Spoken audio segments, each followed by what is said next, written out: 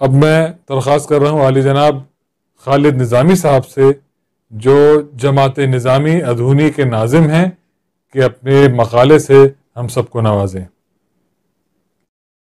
بسم اللہ الرحمن الرحیم، نحمدہ نصلی علی رسولہ الکریم، اما بعد۔ سرپرست جلسہ حضرت خواجہ سید محمد نظامی دہلوی مدد اللہ العلی، و صدر جلسہ پروفیسر سید شاہد مہدی صاحب قبلہ، و مہمان ذی وقار علی جناب پدم شری پروفیسر اختر الواسی صاحب قبلہ، اور دیگر مہمانان خصوصی و ناظرین اکرام، السلام علیکم ورحمۃ اللہ وبرکاتہ۔ شمس العلماء مصور فطرت حضرت خواجہ حسن نظامی دہلوی رحمۃ اللہ علیہ کے 66ویں سالانہ عرس مبارک کے موقع پر جو بین الاقوامی ویبینار منعقد کیا گیا ہے، آج کے اس ویبینار کا جو عنوان ہے حضرت خواجہ حسن نظامی حیات و خدمات، اس پر میں نے مقالہ لکھنے کی کوشش کی ہے، ملاحظہ فرمائیں۔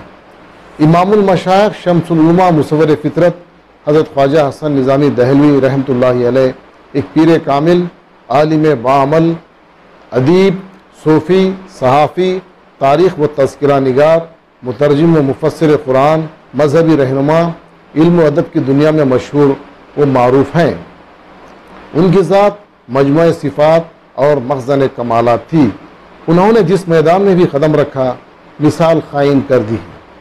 ان کی تصانیف کو پڑھ کر جہاں ان کی ہمادانی کا قائل ہونا پڑتا ہے، وہیں خواجہ صاحب رحمۃ اللہ علیہ کی انسانی عظمت کے نقوش بھی دل پر سخت ہو جاتے ہیں۔ ان کا جذبہ حب الوطنی، انسان دوستی، مذہبی رواداری، ہماگیر اتحاد کی خواہش، دوسروں کے جذبات کا احترام، باہمی مفاہمت اور صلح جوئی کی کوششیں تحریروں ہی سے نہیں، ان کے کردار سے بھی ظاہر ہوتی ہیں۔ دیگر صوفیہ کی طرح انہیں بھی باہمی منافرت اور جنگ و جدال سے سخت نفرت تھی۔ خواجہ صاحب رحمۃ اللہ علیہ خود فرماتے ہیں، میں صوفیوں کے فرقے سے تعلق رکھتا ہوں جس کو جنگ سے دلی نفرت ہے۔ لڑنے والا خواہ کسی ملک اور کسی قوم، کسی مذہب کا ہو، میں اس کے جذبہ جنگ کا دلی دشمن ہوں۔ میں نہیں چاہتا کہ انسان خدا کی سرزمین پر خون ریزی کرے۔ مجھ کو اس خیال سے بھی تکلیف ہوتی ہے کہ آدمی 4 دن کی فانی زندگی کے لیے اور اس کی دولت و عزت کے واسطے اپنے ہمجنس بھائیوں کا خون بہا دے۔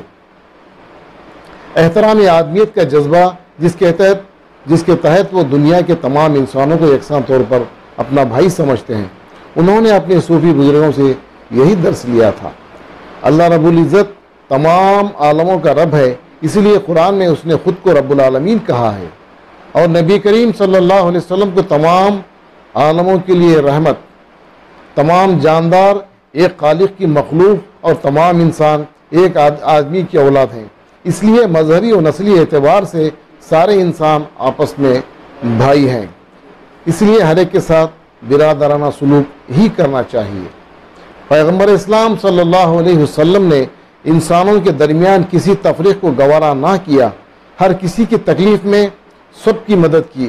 خطاکار چاہے کسی بھی مذہب کا ہو، آپ نے اس کی غلطیوں اور زیادتیوں کے مقابلے میں عفو و درگزر سے کام لیا۔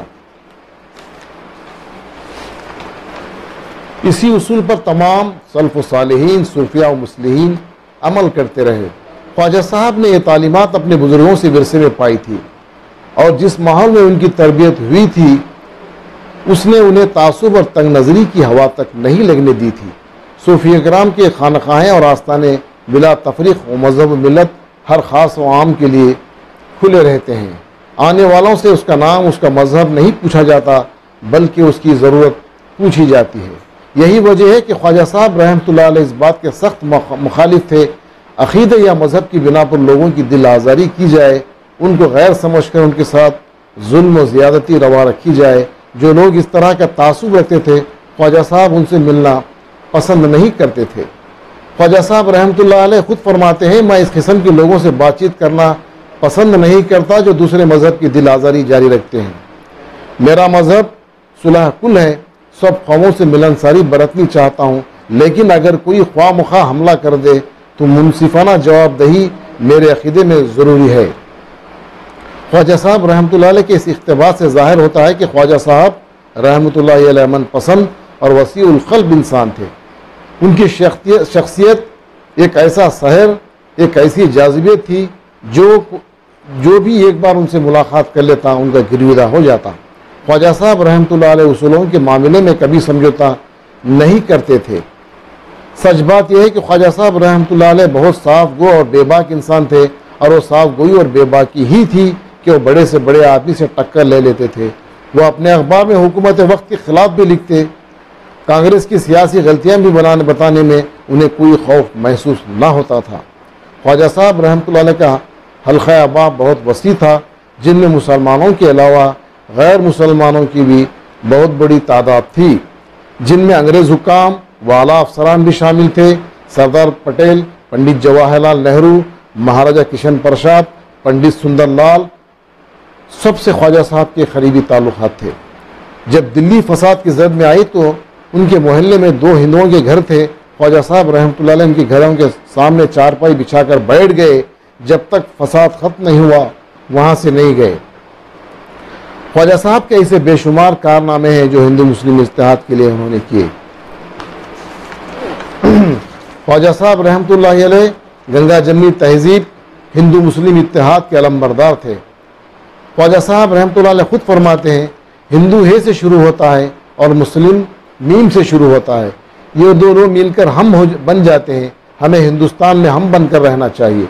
قومی یکجہتی کی اس سے بڑی مثال اور کیا ہو سکتی ہے؟ خواجہ صاحب کا سپارہ دل میں یہ دعائیہ مضمون ملاحظہ فرمائیں، تجھ کو داتا کہیں، تجھ کو مولا کہیں، تجھ کو داور کہیں، تجھ کو کیا کچھ کہیں، تو ہر ہے اور ہر سے آزاد، تو ہندو کا برہم اور اوم اور مسلمان کا اللہ، عیسائی کا گاڈ، سکھ کا اکال پورک، تو امیر و غریب کو ایک نگاہ سے دیکھنے والا ہے۔ ہماری دعا ہے اور پرارتھنا ہے، سن اور قبول کر۔ ہندو مسلم کی تازہ کوشش اتحاد میں برکت ہو، دونوں کے دلوں میں خلوص عطا فرما، اور ذات کی رنجش اور خود غرضیاں بیچ میں نہ آنے دے۔ خواجہ صاحب نے اپنی ساری زندگی ملک کی قومی یکجہتی، اصلاحی و فلاحی کاموں میں گزار دیے، اور ایسے کام انجام دیے جو ہمیشہ یاد کیے جائیں گے۔ السلام علیکم ورحمۃ اللہ وبرکاتہ۔ بے حد شکریہ علی جناب خالد نظامی صاحب۔